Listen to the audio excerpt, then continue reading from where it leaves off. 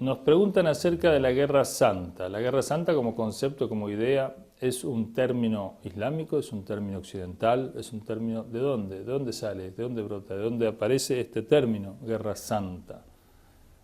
A veces traducen jihad, que es una palabra árabe que significa esfuerzo, o gran esfuerzo, por Guerra Santa. Es una traducción correcta, Guerra Santa. Jihad quiere decir guerra. Jihad no quiere decir guerra, jihad quiere decir lucha. Y el jihad es una lucha fundamentalmente y como, digamos, importancia está la lucha interior y en menor importancia, pero también importante, la lucha exterior para evitar el mal y para hacer justicia y para defender el bien. Eso internamente es la gran lucha y externamente es la pequeña lucha. Es decir, yo cuando tengo que frenar la agresión de otro, frenar la injusticia de otro, es una cosa. Cuando tengo que frenar mi propia injusticia y mi propia tendencia al mal, es exactamente más importante todavía, porque obviamente puedo yo estar frenando la de otro, pero no la propia. Y eso se ve mucho. Lo importante entonces es que es una lucha, es un esfuerzo, que es una dedicación que no tiene que ver necesariamente con la guerra. La guerra es un aspecto de esta lucha, puede ser guerra o puede ser no guerra. Si en tiempo de paz también hay que luchar. No hay momento en que el ser humano no deba luchar contra su enemigo, que es Satanás, que le susurra. Por ejemplo, en una sociedad que no está en guerra hay muchísimos conflictos, hay muchísimos abusos o intereses cruzados, contradictorios.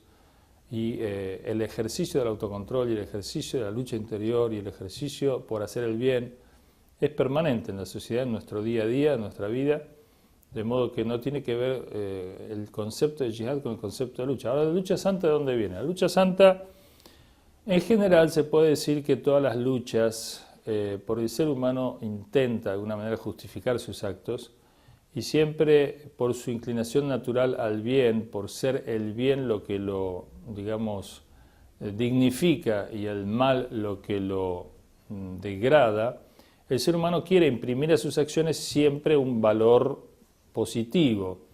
En sociedades religiosas, este valor positivo por excelencia es lo sagrado. Entonces, cualquiera sea la acción que realice una persona, quiere darle ese tinte de sagrado, de valioso, de máximo valor.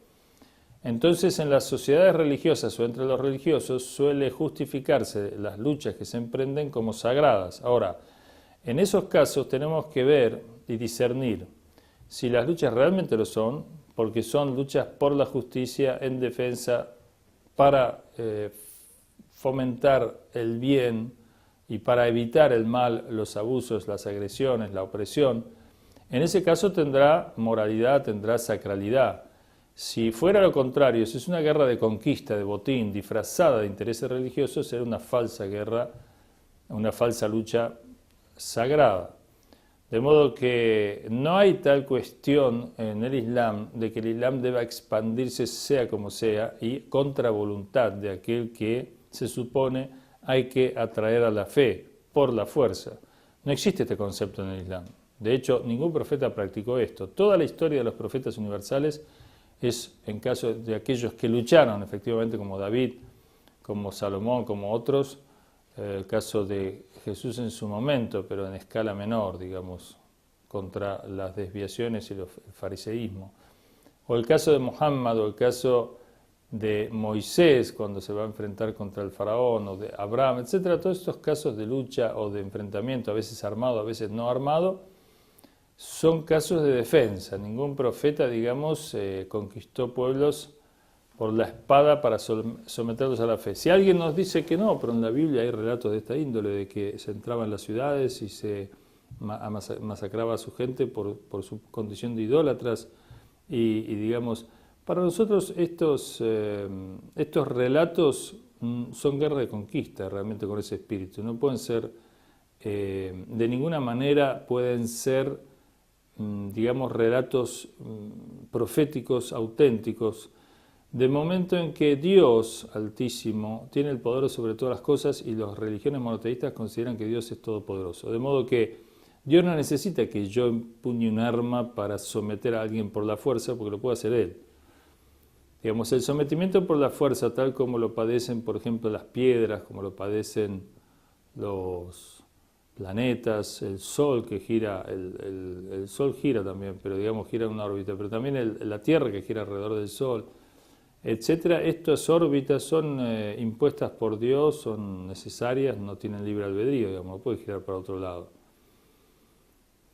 Pero en el caso del ser humano, el ser humano es libre y esa libertad fue dada por Dios, con lo cual es una contradicción que Dios coarte esa libertad dada por Él para imponer algo que Él lo puede hacer en manos de otro que sería yo o que sería el ser humano, para que en definitiva se avenga a la obediencia a Dios y entonces Dios así esté satisfecho y se sacie.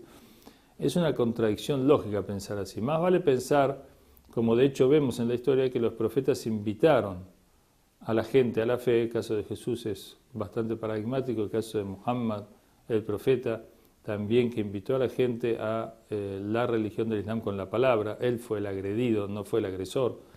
Y lo mismo David, y lo mismo Abraham, y lo mismo Moisés contra el faraón, o Abraham contra Nimrod, o Jesús contra el César. Los agresores y la agresión es una característica de los no creyentes y de los falseadores, no de todos los no creyentes, quiero decir, sino de que los faraones son falsos creyentes, o los césares, o los imperios, o falsos demócratas muchas veces, contra realmente los seres humanos más coherentes y auténticos en sus comportamientos y creencias.